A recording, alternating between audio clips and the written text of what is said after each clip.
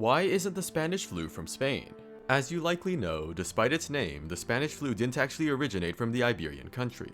But why? The answer goes back to the early 20th century, specifically World War I.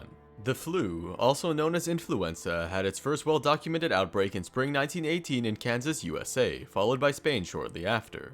However, some reports from as early as 1915 mention a similar disease in military camps in France and England, with its origins, although uncertain, being theorized to be from the camps packed with the sick, wounded, and dead, a breeding ground for disease. Other contentious theories point to China or the US, spread through Chinese workers in Europe or by American soldiers crossing the Atlantic during the war. And yet, the disease is not called French, English, Chinese, or American, but rather Spanish, for one simple reason: access to information.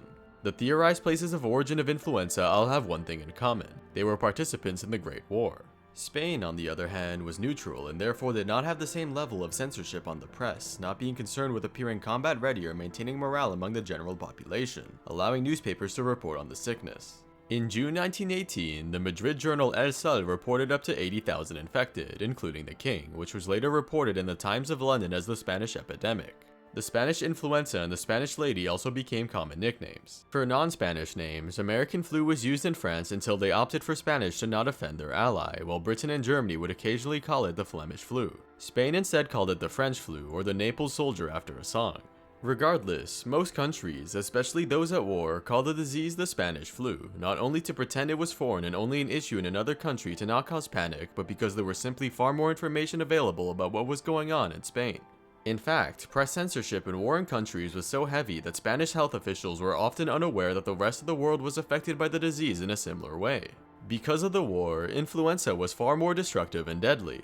It ravaged through the warring countries, whose population was rapidly moving and often malnourished, weakening their immune systems and facilitating its spread. Press censorship stopped reports of accurate information, like the death tolls in certain Italian newspapers, while resources were prioritized for the war.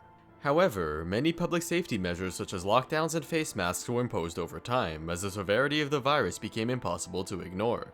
Despite humanity's attempts to thwart the virus, from 1918 to 1920, the flu infected about 500 million people, over a third of the world's population, likely killing over 50 million, more than the casualties from the war itself.